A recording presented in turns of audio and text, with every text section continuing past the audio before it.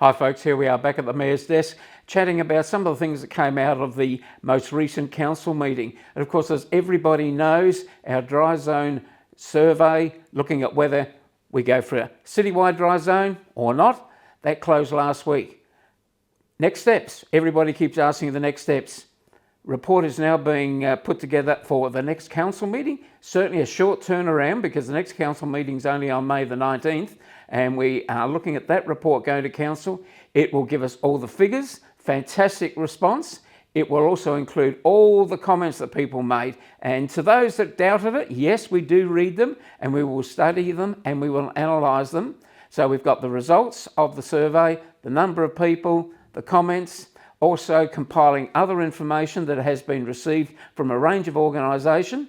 As I said, we certainly hope that we'll have it all done in time for the May the 19th council meeting.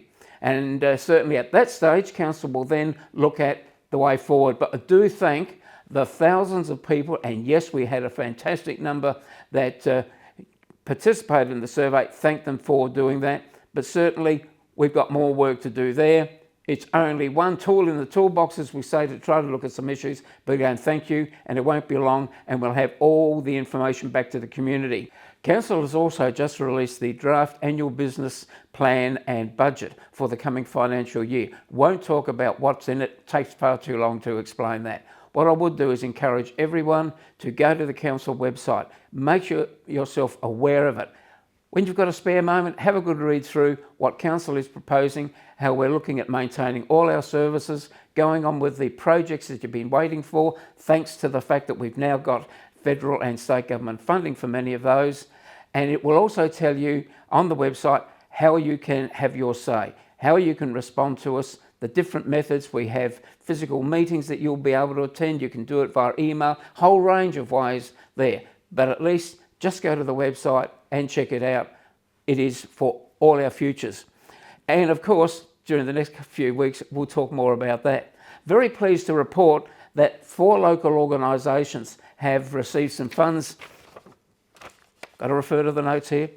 Have received some funds from our quarterly community grants program. And these are always available to communities throughout Whyalla. 4 really valuable organisations. Tell you about them. Very briefly, the Whyalla Primary School Combined Choir. They've received a community grant to ensure that their Whyalla Festival of Music for 2025 goes ahead, and the kids will love that.